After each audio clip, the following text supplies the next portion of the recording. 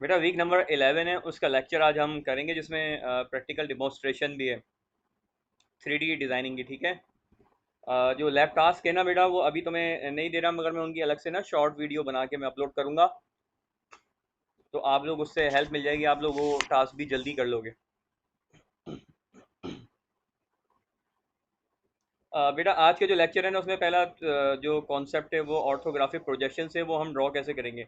अगर आपको दरमियान में कोई क्वेश्चन भी हो ना बेटा, आप मुझे मैसेज कर देना, मैं देख लूँगा। ठीक है। ऑर्थोग्राफिक प्रोजेक्शन यानी जो साइड व्यूज़ होते हैं, उसके उसको देखकर आप किस तरह से उसके प्रोजेक्शन ड्रॉ करते हैं पेपर पर, तो वो प्रैक्टिस में जो है वो थोड़ी आपको बताऊंगा।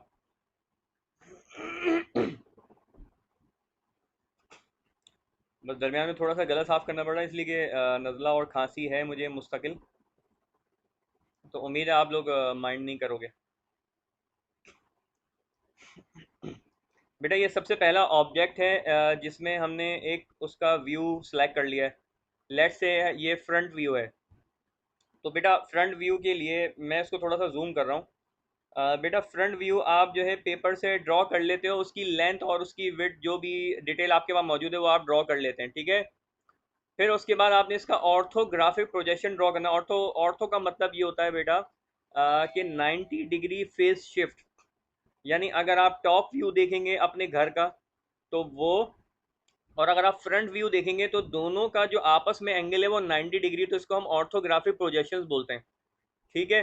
तो अगर आपके पास एक ऑब्जेक्ट है, ये मैं पहले भी बता चुका हूँ कि उस पर आप टॉर्च लाइट से लाइट को जो है वो हिट करें, और उसका जो प्रोजेक्शन बनेगा और उसका जो प्रोजेक्शन बनेगा, मैं आई थिंक ये साउंड बंद कर देता हूँ। पीछे बैकग्राउंड में वो मैसेज पे मैसेज आ रहे हैं, तो इसलिए शायद आपको, खैर माइंड नहीं करना। मैंने व्हाट्सअप जो है वो एक्टिव किया हुआ है ताकि कोई इमरजेंसी हो, क्योंकि ऑफिस टाइमिंग भी है ना हमारी, उसमें अगर ऑफिस से कॉल आ जाती है एचओडी की किसी की, तो वो हमें ऑन करना पड़ता है। बेटा मैं ये बता रहा था कि आपने जो प्रोजेक्शन है, जैसे एक ऑब्जेक्ट है उसके फ्रंट व्यू पे आप एक लाइट सोर्स को रखें, और उसका जो प्रोजेक्शन बैक साइड पे बनेगा वो एक फ्रंट प्रोजेक्शन होगा, फ्रंट साइड प्रोजेक्शन। और अगर आप वही लाइट सोर्स जो है टॉप साइड से रखकर उसका प्रोजेक्शन ड्रॉ करें, तो जो प्रोजेक्शन ड्रॉ होगा वो टॉप व्यू प्रोजेक्शन होगा। ठीक है। या टॉप साइड प्रोजेक्शन होगा। व्यू आपका टॉप है, मगर जो प्रोजेक्शन ड्रॉ किया आपने वो टॉप प्रोजेक्शन है। तो इसी तरह से डिफरेंट 6 प्रोजेक्शन हम ड्रॉ कर सकते हैं। तो बेटा अगर आप शीट है या ऑटो कैड पर भी अगर आप बनाना चाहते हैं, ऑटो कैड के अंदर कमांड्स मौजूद हैं जो 3D ऑब्जेक्ट से उसके ऑर्थोग्राफिक प्रोजेक्शन जो है वो ड्रॉ कर देती हैं।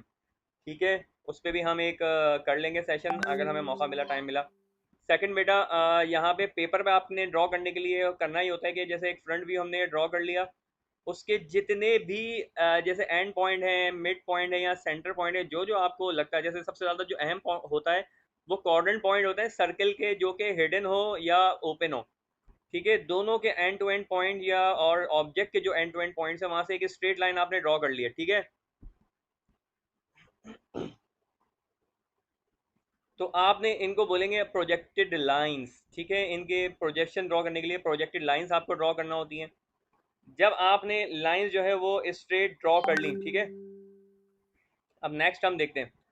अब आपने क्या करा है बेटा, ये देखें कि आपके पास जो ऑब्जेक्ट है, ऑब्जेक्ट का फ्रंट व्यू जो है वो आपने मतलब आपके पास होना चाहिए, या ऑब्जेक्ट होगा उसकी डायमेंशन आपके पास मौजूद होनी चाहिए, उसके बगैर ये ड्रॉ नहीं होगा। तो अब आपने जो फ्रंट व्यू आपने यहाँ पे जो ड्रॉ किया हुआ है, ये वही फ्रंट व्यू है जो आपके पास डायमेंशन जिसकी मौजूद है। तो उसकी आपने लाइंस ड्रॉ कर ली है, प्रोजेक्टेड लाइंस, जो कि एंड पॉइंट है और कॉर्नर पॉइंट है सर्किल का, और हिडन जो सर्किल है उसका भी कॉर्डन पॉइंट है दोनों एंड्स का, वो दोनों लाइंस आपने स्ट्रेट ड्रॉ कर ली हैं। ठीक है। अब उसके बाद बेटा नेक्स्ट स्टेप हम क्या करेंगे। नेक्स्ट स्टेप आपने ये करना है बेटा कि आपने फ्रंट से अगर टॉप प्रोजेक्शन ड्रॉ करना है, तो जो प्रोजेक्टेड लाइंस आपने बनाई हैं, तो उसकी जो ऐसे टॉप व्यू पे देखने पे आपको जो विड्थ नज़र आएगी, या ऊपर से देखने से हाइट नज़र आएगी, वो आपको पता होनी चाहिए। वो आपके पास मेजरमेंट मौजूद होगी 3D में, या आपके पास ऑब्जेक्ट होगा तो आप मेजर कर लोगे, क्योंकि हमने लेंथ और ये वाली जो डिटेल है वो तो हमने देख ली है, मगर ये जो ऊपर से देखने से इस ऑब्जेक्ट की जो लेंथ होगी या हाइट होगी, वो हमें पता होनी चाहिए, वो 60 है, इसलिए मैंने 60 लिखी है यहाँ पर, क्योंकि हमें पता है पहले से वो। तो हमने जो ऊपर लाइंस ड्रॉ करी थी स्ट्रेट लाइंस, उन पे हॉरिजॉन्टल बिल्कुल स्टार्ट में एक लाइन ड्रॉ करी हमने, और उस लाइन से बिल्कुल एग्जैक्ट 60 मिलीमीटर डायमेंशन की हमने एक और लाइन ड्रॉ करी है, ताकि हम इसकी ऑब्जेक्ट की ऊपर से जो हाइट है वो हमने डिफाइन कर दी है। ठीक है। अब हमने करना ही होगा नेक्स्ट स्टेप में, ये जितनी एक्स्ट्रा लाइंस है ना, ये हम इरेज कर देंगे इन दोनों हॉरिजॉन्टल लाइंस के बाहर जितनी भी लाइंस आ रही हैं। ठीक है, अब आप लोगों ने बेटा ये करना है, मुझे एक तो ये व्हाट्सएप पे मैसेजेस आ रहे हैं, मैं इसको या तो ऑफ कर दूं, मुझे तंग कर रहे हैं बहुत ज़्यादा। मैं साइलेंट कर देता हूँ या साइन आउट कर देता हूँ।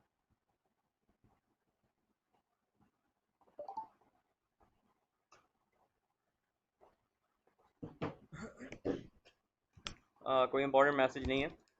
अब हमने बेटा मैं यहाँ से दोबारा कंटिन्यू करूँगा। ये जो दो हॉरिजॉन्टल लाइंस हैं, इनसे आपने इसका टॉप प्रोजेक्शन अब आपने ड्रॉ करना है। बेटा इन लाइंस पे से आपको डिफाइन करना होगा कौन सी हिडन लाइंस हैं और कौन सी ऑब्जेक्ट लाइंस हैं।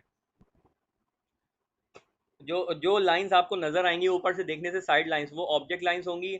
हमें जो ऑब्जेक्ट नज़र नहीं आएगा ऊपर से देखने से, तो बेटा एक तो ये साफ नज़र आ रहा है, ये सर्किल हमें नज़र नहीं आएगा। ठीक है।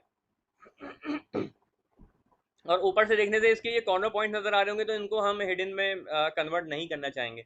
ये जो सर्किल है बेटा ये हिडन है, तो इसको हिडन लाइन में हम कन्वर्ट कर देंगे। इसके अलावा इस सर्किल का जो सेंटर पॉइंट है, यहाँ से हम सेंट्रल लाइन ज़रूर ड्रॉ करेंगे, वो हम ड्रॉ करते हैं लाजमी बताने के लिए कि ये सेंटर एक्सिस पॉइंट है। ठीक है, तो इस तरह से हमने ये टॉप प्रोजेक्शन अब ड्रॉ करनी है। नेक्स्ट स्लाइड के अंदर देखिए, हमने जो लाइन्स थी वो सारी डिलीट कर दी हैं, और जो हॉरिजॉन्टल लाइंस है, ये वाली लाइन और इसका जो डिस्टेंस है बेटा, आपको थोड़ा सा जहन में रख के ना 10 या 20 मिलीमीटर स्पेस रख कर आपने स्ट्रेट लाइंस ड्रॉ करी थी पहले। यानी ये जो टोटल लेंथ है ना इनकी, ये आपने अंदाजे से ड्रॉ करी है इतनी कि आपको पता होगा कि ऊपर से नीचे जब आप 60 मिलीमीटर आएंगे तो दरमियान में एक स्पेस बचना चाहिए 10 टू 15 मिलीमीटर या 20 मिलीमीटर का। तो उसके बाद आपने जब उनको डिलीट किया है, तो इस तरह से आपके पास ये टॉप प्रोजेक्शन बन गया। अब इसमें से जो जो हिडन लाइंस है हम चाहते हैं वो कन्वर्ट करना, वो हम कन्वर्ट कर देंगे। ये अंदर वाली हिडन लाइंस है, हमने हिडन लाइंस में कन्वर्ट कर दिया है इन्हें। ठीक है, और सेंटर लाइंस है, उनको सेंटर एक्सिस बताने के लिए कि भाई ये सर्किल था, इसका सेंटर पॉइंट यहाँ से यहाँ तक स्ट्रेट है। ठीक है, इसी तरह से ये वाली जो लेंथ है बेटा, ये वाली जो लेंथ है, ये वाली लेंथ सेम नज़र आ रही है आपको, क्योंकि ये दोनों हमने स्ट्रेट लाइन ड्रॉ करके अलाइन किए हैं।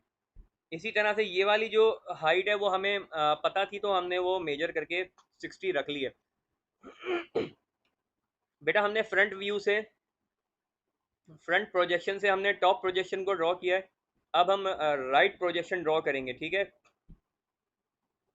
बेटा, राइट प्रोजेक्शन ड्रॉ करने का बहुत आसान तरीका है कि आप लोग क्या करें कि जो फ्रंट प्रोजेक्शन था आपका, उसके जो मैक्सिमम एंड पॉइंट है, एक तो ये वाली साइड है इसका ये कॉर्नर पॉइंट, और इसका ये टॉप मैक्सिमम जो मैक्सिमम हाईएस्ट पॉइंट जो है वो ये है।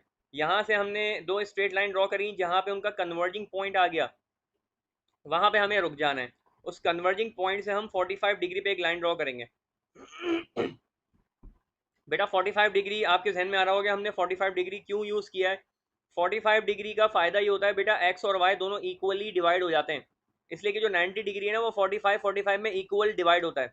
अगर मैं इसका हॉरिजॉन्टल कंपोनेंट प्रोजेक्शन ड्रॉ करना चाहूँ और वाई में प्रोजेक्शन ड्रॉ करना चाहूँ, तो बेटा वो इक्वल बनेगा।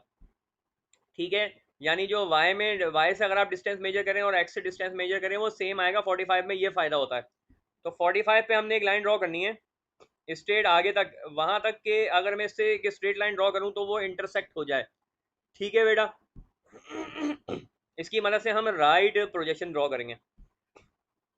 तो अब हमने नेक्स्ट क्या करना है बेटा, हमने नेक्स्ट ये 45 की लाइन इतनी ड्रॉ करी है कि जब इन टॉप प्रोजेक्शन में जो मैक्सिमम पॉइंट्स हैं, यानी जो टॉप पॉइंट है और ये बॉटम पॉइंट है, इन दोनों से एक स्ट्रेट लाइन हमने ड्रॉ करी, तो आपके पास एक इंटरसेक्टिंग दो पॉइंट्स आ जाएंगे।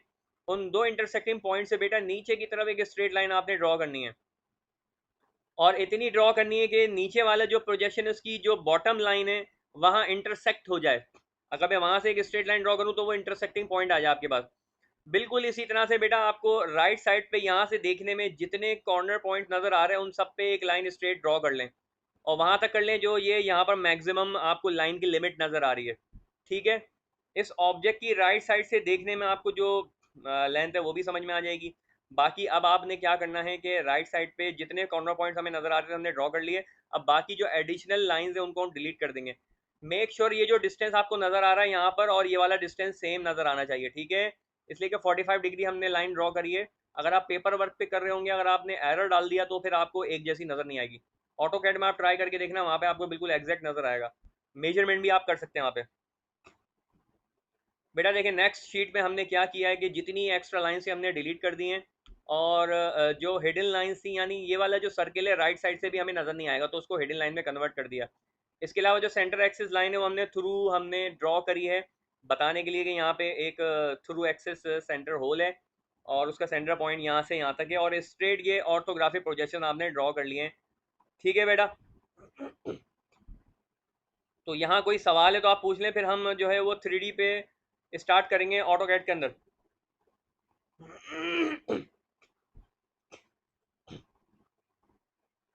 राव बेटा यहाँ पे बच्चे जो है ना बहुत कम आए हैं आज, चक्कर क्या है? कोई एहतकाफ में तो नहीं बेटा? सर किसी ने मुझे इत्तेकाफ का तो नहीं बताया, लेकिन अलबत्ता लास्ट टाइम जब हमने डिफरेंशियल की क्लास ली थी उसमें भी बच्चे नहीं आए थे, तकरीबन बेटा कोई बेटा 5 से 6 बता देना स्टूडेंट्स ने क्योंकि क्लास ली थी। बेटा ये बता देना क्योंकि मैंने लास्ट 2 क्लासेस की अटेंडेंस भी अभी सेव करके रखी हुई है, उसमें रिकॉर्डिंग में देख के ना मैं उन बच्चों के जो नाम यहाँ मेरे पास शो हो रहे हैं पार्टिसिपेंट्स में, उन्हीं की अटेंडेंस लगाऊंगा। बाकी जो है ठीक है जिन्होंने सर, ठीक है। कोई जेन्युइन रीज़न है बेटा वो मुझे बता दें, ईमेल करें, कुछ भी ठीक है करें, सर। मुझे बता दें उससे पहले कि मैं एब्सेंट मार्क कर दूं, फिर वो शॉर्ट ऑफ अटेंडेंस हो जाएंगे बेटा। ठीक है सर, इत्तेकाफ का तो मुझे किसी ने भी नहीं बताया कि वो इत्तेकाफ में बैठे हैं, हमारी क्योंकि क्लास से आई क्योंकि डोंट बेटा थिंक सर हमें कोई कोर्स जो इत्तेकाफ है में ना बैठे हैं। कम से कम जो है वो 10 जुलाई तक कंप्लीट करना है कोशिश करके। ठीक है सर, ठीक है, ठीक। आई थिंक ईद जो है वो 24-25 की है।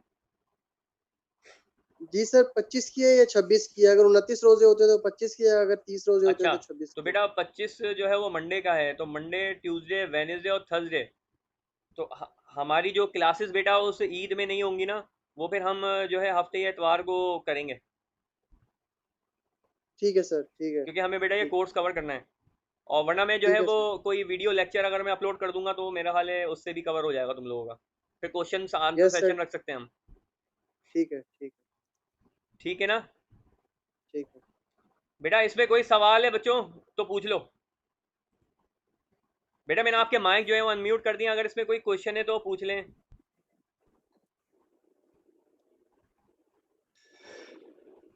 और बेटा ये अच्छी बात है आप लोग अपने नाम से ही यहाँ पे लॉगिन हो रहे हैं बेटा। किसी डमी नाम से आप लॉगिन होगे तो बेटा अटेंडेंस तो लगेगी नहीं, फिर ये प्रॉब्लम हो जाएगी, ठीक है। कोई क्वेश्चन है तो पूछ लें बेटा।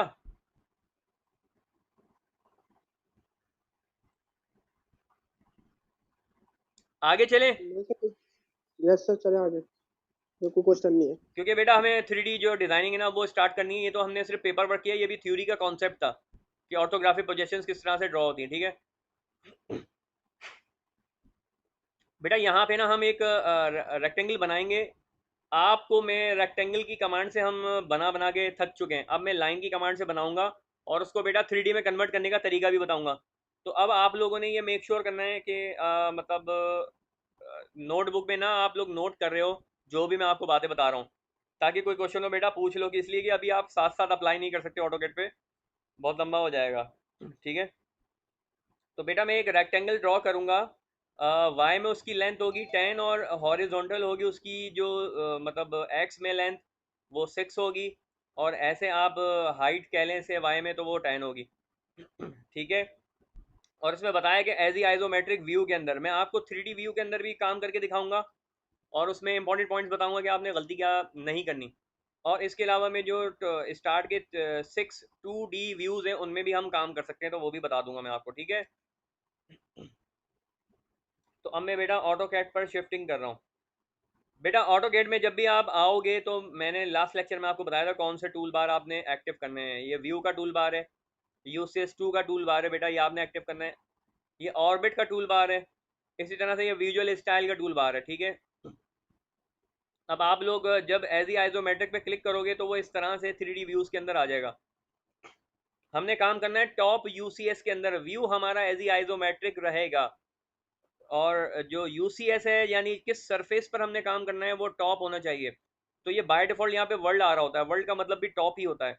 देखें आप, मैं टॉप पे भी क्लिक करूंगा तो वो टॉप ही यही रहेगा, सेम है। ठीक है, अभी तो हमें कोई मसला नहीं है, हमने टॉप पर काम करना है, इसलिए हम वर्ल्ड को वर्ल्ड रहने दें तब भी ठीक है।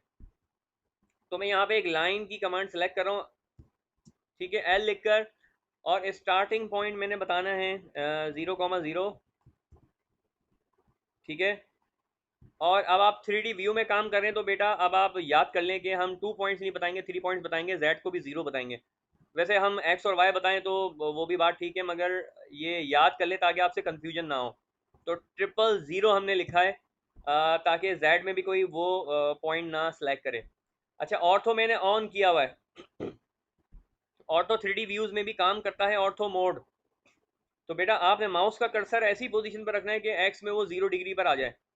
तो अलोंग द एक्स एक्सिस ये 0 डिग्री आ गया। मेक श्योर जब आप ऑर्थो का ऑप्शन यूज कर रहे होते हो 3D के अंदर, तो आप सबसे ज्यादा मिस्टेक स्टूडेंट्स कहाँ पर करते हैं बेटा, ये माउस का कर्सर ऑर्थो मोड में ऑन करके ना डायमेंशन ड्रॉ करते करते ना यहाँ पर रख देते हैं कर्सर, और देखें यहाँ पे लिखा हुआ आ रहा है Z+, ऑर्थो में वैल्यू लिखी आ रही है और Z+ लिखा आ रहा है। Z+ का मतलब है बेटा आप एक्स वाई प्लेन से हट गए हो, तो ये आप रॉन्ग ड्राइंग जो है ड्रॉ करना शुरू कर दिया, आप रॉन्ग प्लेन पर आप शिफ्ट कर गए हो। हमें तो काम करना है Z=0 पर, ऐसा प्लेन। तो इसलिए हम ऑर्थो का ऑप्शन जब यूज करेंगे तो ये ध्यान रखना है कि बेटा आपका कर्सर ऐसी पोजीशन पे तो नहीं आ गया कि Z+ लिखा आ रहा है या Z- लिखा आ रहा है, ऐसे जैसे मैंने आपको शो किया है।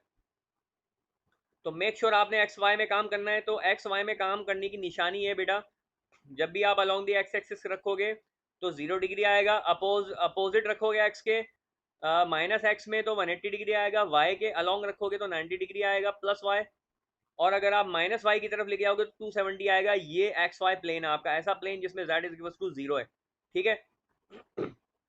अब बेटा आपने क्या करना है कि एक्स की पोजीशन में माउस से कर्सर रखकर आपने 6 लिख के एंटर करना है। आई थिंक 6/10 का ही बनाना था, ठीक है, 6 का बनाया। अब वाई डायरेक्शन में 90 डिग्री पर मेक श्योर रख के आपने इसको 10 बताना है, 10 मिलीमीटर।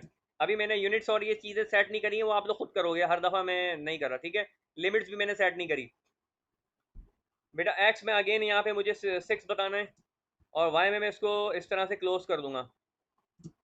अब बेटा मैं ऑर्बिट की कमांड यूज करके इसको देखूंगा कि ये एक्स वाई प्लेन पर ही बनाया मैंने, या गलत गलत तो नहीं बनाया। देखिए बेटा ये एक्स वाई प्लेन पर ही है, कोई भी वैल्यू हमें जेड में नजर नहीं आ रही, तो हम एग्जिट करेंगे और एज आइसोमेट्रिक पर वापस से क्लिक करेंगे, ठीक है। अब देखें ये जो ऑब्जेक्ट है आपका ये बेटा ब्रेक हुआ हुआ है, अगर आप रेक्टेंगल की कमांड से बनाते तो आपको ज्वाइन करना नहीं पड़ता।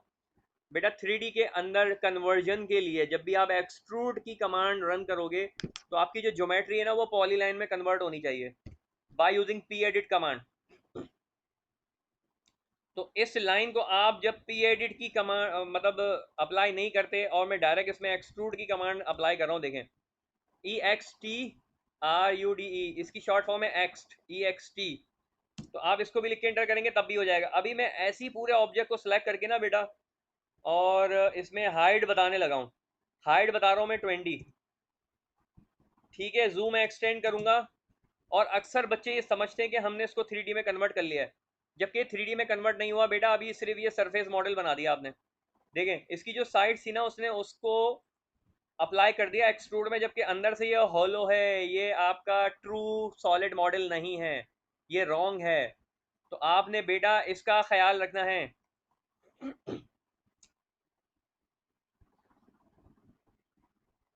हाँ बेटा ये एमन तुम जा सकती हो, और अभी नहीं जाना, 1 मिनट रुक जाओ, मैंने तुम्हारा नाम जो है वो रखा हुआ है, ठीक है बेटा तुम जा सकती हो। तुम्हारी तबीयत ठीक नहीं है, तुम रिकॉर्डिंग देख लेना, क्योंकि अभी हम जो है वो कंटिन्यू रखे हुए हैं। अच्छा बेटा मैं क्या बात कर रहा था, मैं बात ये कर रहा था कि आपने जो एक्सट्रूड की कमांड अप्लाई करी है वो एक ऐसे ऑब्जेक्ट पे अप्लाई कर दी जो कि पॉलीलाइन नहीं है, वो ब्रेक हुई हुई है सारी की सारी लाइंस। तो जिसकी वजह से आप लोग क्या करोगे कि एक्सट्रूड जब आप अप्लाई करेंगे तो बेटा आपने उसको चेक करना है। ये चेक आप कैसे करोगे, ये जो विजुअल स्टाइल का टूल बार है इसमें जो कॉन्सेप्चुअल है ना उस पर क्लिक करते हैं, तो उस पर क्लिक करेंगे या रियलिस्टिक पे करेंगे। बेटा रियलिस्टिक क्या करता है कि जो ब्लैक कलर की लाइन है ना वो ब्लैक कलर ही अप्लाई कर देता है, बस ये फर्क है। जब हम मटेरियल सेटिंग इस पर अप्लाई करेंगे तो डिफरेंट मटेरियल्स भी आ जाएंगे रियलिस्टिक में। तो अभी मैं आपको कॉन्सेप्चुअल बता रहा हूँ कि जो आपको नज़र आ रहा है बेटा ये हॉलो है, तो अब हम इसको ख़त्म करेंगे। तो मैं एज ई आइसोमेट्रिक पर क्लिक करूंगा बेटा, और अभी ना मुझे बेटा ये अनडू करना पड़ेगा, इसलिए कि जो मैंने लाइंस बनाई थी वो सब मर्ज हो गई इसके अंदर। तो अभी मैं पूरा ऑब्जेक्ट अनडू करके प्रीवियस स्टेट पर आऊँगा, ठीक है, और वहाँ मैं आपको बताऊँगा फ़र्क क्या है। तो आपको याद रखना है कि अभी तो हमारा रियलिस्टिक मॉडल नहीं बना है। अब हम यहाँ पे बेटा पी एडिट की कमांड अप्लाई करने लगे हैं। पी ई शॉर्ट फॉर्म में इंटर करें और किसी भी एक लाइन को सिलेक्ट कर लें। सिलेक्ट करने के बाद आपने इंटर करना है और आपने ज्वाइन करना है ऑल को। आपने सबको ज्वाइन कर दिया, ठीक है, और आपने ये एंटर कर दिया। अब आप देखें बेटा पी एडिट की कमांड के अंदर यहाँ पे ओपन लिखा आ गया है, पहले क्लोज लिखा हुआ था। ये ओपन लिखा आना ज़रूरी है, इसका मतलब है कि आपको इसने अलाउ कर दिया है, it is open to transform into 3D from 2D, ठीक है, it gives you the access, ठीक है। तो आपने ये मेक श्योर करना है यहाँ पे ओपन लिखा है, इसके बगैर काम नहीं होगा। अगर इसके बगैर आपने किया तो बेटा वही प्रॉब्लम होगी कि स्पेस आ जाएगा, हॉलो होगा इनसाइड द ऑब्जेक्ट और उसको ट्रू 3D नहीं माना जाएगा, तो आपके मार्क्स कटेंगे बेटा, ठीक है। तो अब बेटा मैं एक्सट्रूड की कमांड दोबारा अप्लाई करूंगा, ई एक्स टी, और हमने यहाँ पे क्लिक किया और एंटर किया बेटा। अब देखें जो ऑब्जेक्ट है वो अलग ही आपको उठता हुआ नजर आ रहा है। तो यहाँ पे हाइट जो है वो आप मैनुअली बता सकते हैं या माउस से क्लिक करके अंदाजे से भी रख सकते हैं। जब आपको ज्योमेट्री दी जाएगी तो उसमें हाइट बताई जाएगी, तो वो आप अप्लाई करोगे, ठीक है। तो अब आप देखेंगे पूरा सॉलिड ऑब्जेक्ट बना है। एक्सट्रूड की कमांड हमने सेम दोबारा अप्लाई करी है, मगर फर्क क्या है दोनों में, हमने पी एडिट से पॉलीलाइन में कन्वर्ट कर दिया उस रेक्टेंगल को, ठीक है। इसी तरह से आप कोई भी कॉम्प्लेक्स शेप बनाओगे उसको पी एडिट की कमांड से ट्रांसफॉर्म करोगे पॉलीलाइन के अंदर, फिर उसको आप कन्वर्ट करोगे एक्सट्रूड की कमांड से, तो वो कन्वर्ट हो जाएगा, ठीक है। तो ये पॉइंट मुझे बताना था आपको, ठीक है। हमारा काम हो गया है। अब बेटा अब हम जो है वो नेक्स्ट काम की तरफ जा रहे हैं, ये हमने कर लिया है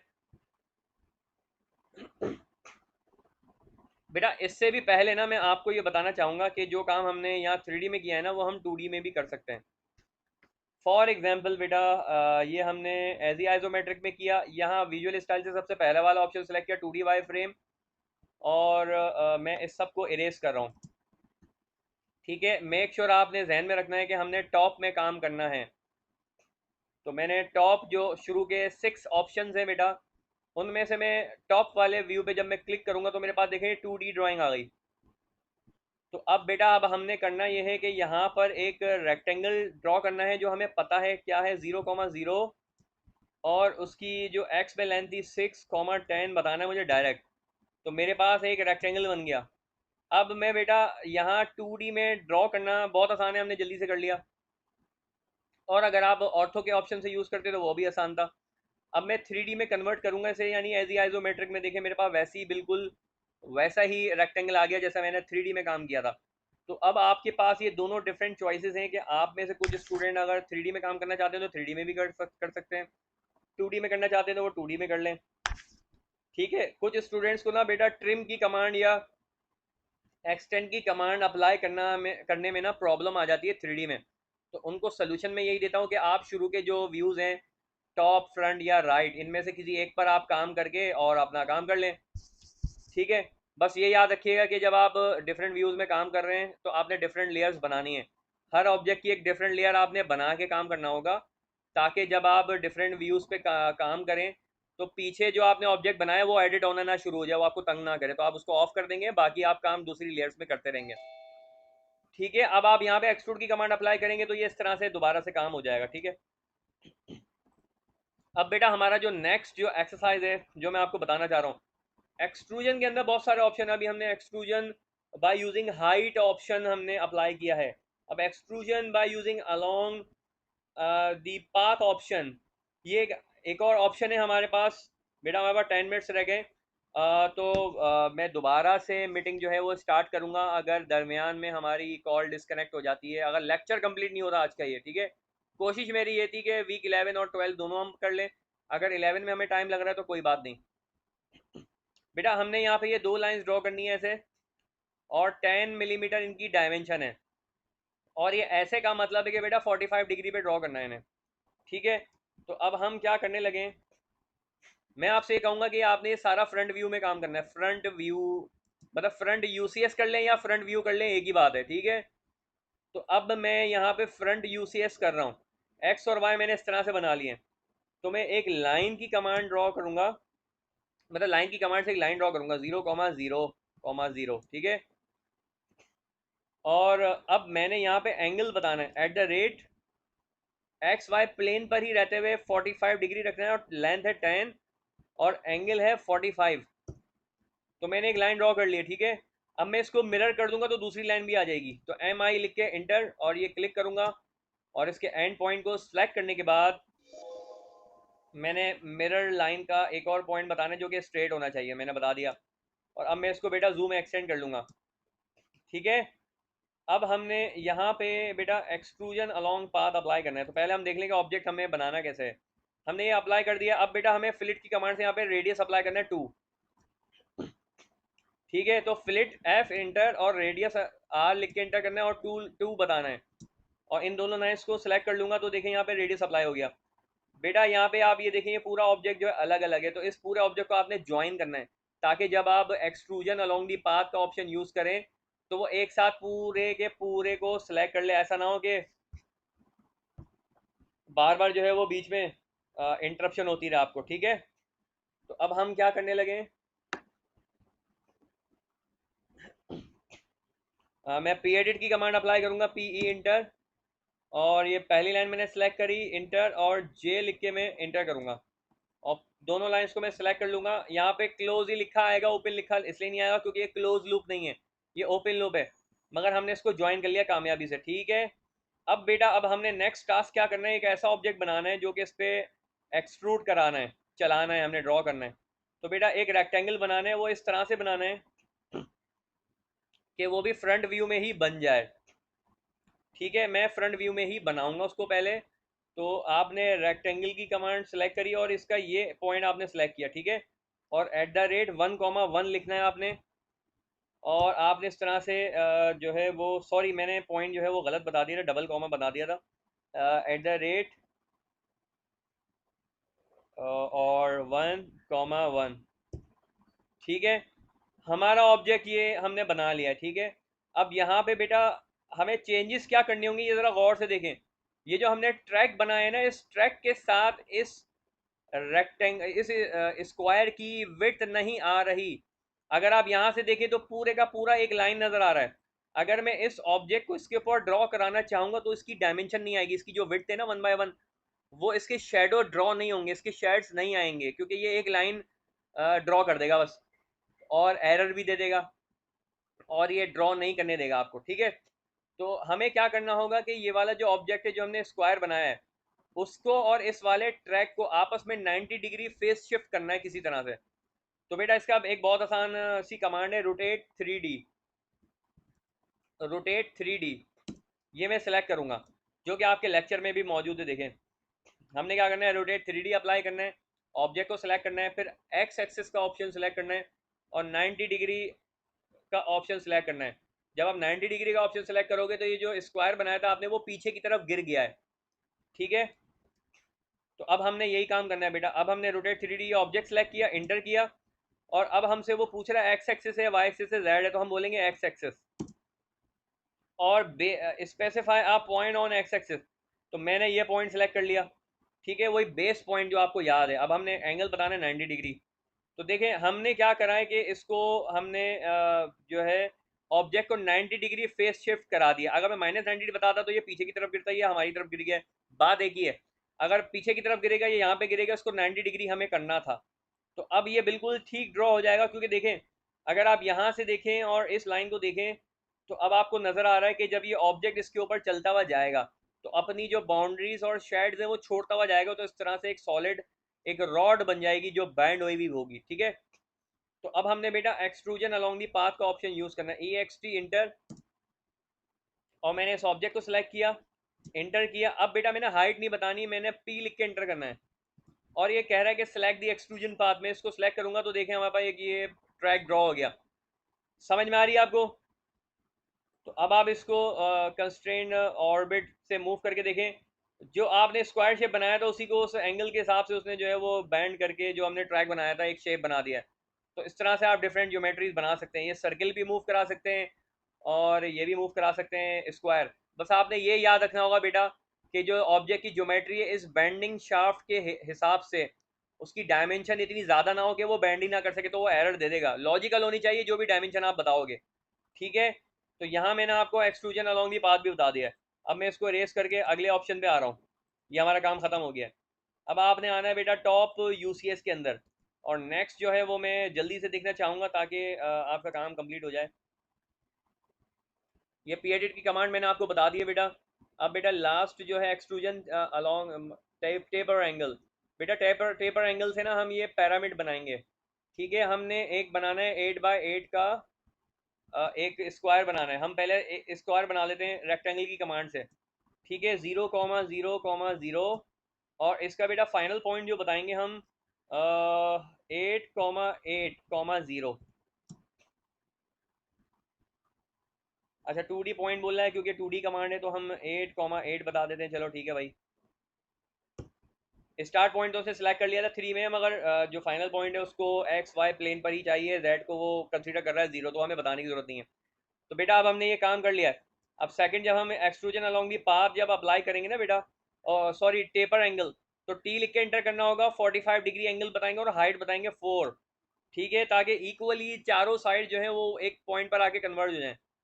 तो ई एक्स टी लिख के एंटर करेंगे, इसको सेलेक्ट करेंगे, इंटर करेंगे, और बेटा यहाँ पे ऑप्शन सेलेक्ट करेंगे टी फॉर टेपर। तो टेपर एंगल है आपका 45, क्योंकि इक्वली हमने सब तरफ से इसको बैंड करना है, और हाइट हमने बतानी है 4, ठीक है। अब मैं यहाँ पे कॉन्सेप्चुअल अप्लाई करूंगा, कॉन्सेप्ट विजुअल स्टाइल। तो अब आप ये देखें बिल्कुल पैरामिड बन गया है। तो आप टेपर एंगल की मदद से भी डिफरेंट शेप्स बना सकते हैं, और by using along the path आप डिफरेंट शेप्स बना सकते हैं। तो बेटा ये आज का हमारा लेक्चर था, कंप्लीट हो गया है ये। और इसमें बेटा कोई सवाल है तो जल्दी से पूछ लें, क्योंकि 2 मिनट्स रह गए, और फिर हम जो है मेरा हाल है इसको यहीं तक रखते हैं, ताकि जो है वो अभी स्टार्ट है।